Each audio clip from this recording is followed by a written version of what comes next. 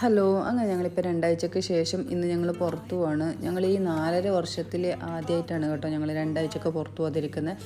Even Saturday Sunday food കഴിക്കാൻ പോലും ഞങ്ങൾ പോയിട്ടില്ല. അങ്ങനെ ഇപ്പോൾ ഞങ്ങൾ എറണാകുളത്തോട്ട് പോവാണ്. എന്താ വെച്ചെങ്കിൽ എൻ്റെ കസിൻ്റെ മാരേജ് ഉണ്ട്, അപ്പോൾ അതിൻ്റെ ഡ്രസ്സ് വാങ്ങിക്കണമായിരുന്നു. അങ്ങനെ ഇത് കണ്ടോ, നമ്മുടെ വണ്ടിയുടെ അവസ്ഥ. ഒരു KSRTC ബസ് നമുക്ക് പണി തന്നതാണ് കേട്ടോ.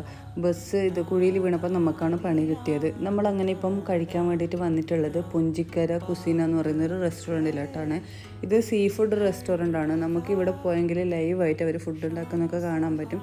അതുപോലെ തന്നെ കുറേ വെറൈറ്റി ഫിഷ് ഐറ്റംസ് ഒക്കെ അവൈലബിൾ ആണ്. നമുക്ക് ഏത് വേണം അത് നമുക്ക് സെലക്ട് ചെയ്തെടുക്കാൻ പറ്റും. അവരൊരു ട്രേയിൽ ഇങ്ങനെ എല്ലാ ഫിഷും കൊണ്ടുവന്നിട്ട് നമ്മളോട് ചോദിക്കും ഏതാ വേണ്ടതെന്ന്. അങ്ങനെ നമുക്ക് ഇഷ്ടമുള്ള സാധനങ്ങളൊക്കെ നമ്മൾ സെലക്ട് ചെയ്ത് എടുത്താൽ മതി. പിന്നെ ഫിഷിൻ്റെ റേറ്റൊക്കെ വെറൈറ്റി റേറ്റ്സ് ആണ്. പിന്നെ എന്താ വെച്ചെങ്കിൽ മീൽസിന് അവർ ചാർജ് ചെയ്യുന്നത് 100 റുപ്പീസാണ്. അത്യാവശ്യം നല്ല ക്വാണ്ടിറ്റിയും ക്വാളിറ്റി ഉള്ളൊരു മീൽസാണ്. പിന്നെ നമുക്ക് മൊത്തത്തിൽ ചാർജ് ആയിട്ടുള്ളത് 2070 റുപ്പീസ്. ഞങ്ങളങ്ങനെ ഇപ്പം ഫുഡൊക്കെ കഴിച്ച് കഴിഞ്ഞിട്ട് സീമാട്ടിലോട്ടാണ് വന്നിട്ടുള്ളത്. ഞങ്ങളിവിടെ എല്ലാ ഫ്ലോറിലും പോയിട്ട് ഡ്രസ്സൊക്കെ നോക്കി, സാരീസും നോക്കി, അതുപോലെ തന്നെ സ്കേർട്ടും ബ്ലൗസും പിന്നെ പുതിയ വെറൈറ്റി ആയിട്ടുള്ള പുതിയ എല്ലാ ഡിസൈനും നോക്കി. നമുക്കങ്ങനെ ഒന്നും ഇഷ്ടപ്പെട്ടിട്ടില്ല. സെലക്ഷൻസ് കുറവായിരുന്നു സത്യം പറഞ്ഞെങ്കിൽ. പിന്നെ ജൂലൈ 1 മുതൽ എന്തോ ഓഫർ ഉണ്ടെന്ന് പറഞ്ഞിട്ട് അങ്ങനെ ഡിസ്പ്ലേയിൽ കൂടുതൽ ഇട്ടിട്ടില്ലായിരുന്നു.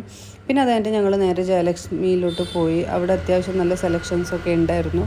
ഞങ്ങളങ്ങനെ അവിടുന്ന് 2 ഡ്രസ്സ് എടുത്തു. പിന്നെ അത് കഴിഞ്ഞിട്ട് നമ്മൾ കല്യാണിൽ പോയി. അവിടെയും കൂടുതൽ സെലക്ഷൻസ് ഒന്നും ഇല്ലായിരുന്നു.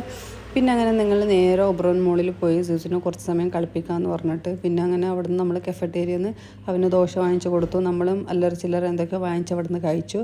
പിന്നെ അവനും ചിക്കുക്കായും അവനെ ഈ പ്ലേ ഏരിയയിൽ നിന്ന സമയത്ത് ഞാനും ഉമ്മച്ചിയും താഴെ റിലയൻസിൽ പോയിട്ട് വീട്ടിലോട്ടുള്ള കുറച്ച് ഗ്രോസറി ഐറ്റംസൊക്കെ വാങ്ങിച്ചു. പിന്നെ അത് കഴിഞ്ഞിട്ട് ഞങ്ങൾ വരുന്ന വഴിക്ക് ബിയോണ്ട് ബർഗറിൽ കയറിയിട്ട് ഞങ്ങൾ കഴിച്ചു. അപ്പോൾ അത്രയേ ഉള്ളൂ. ബബ വന്നിട്ടുള്ളത് പനമ്പള്ളി നഗറിലുള്ള ബർഗർ ജംഗ്ഷനിലാണ്. ഇവിടുത്തെ ആംബിയൻസ് ഒക്കെ ഭയങ്കര അടിപൊളിയാണ്.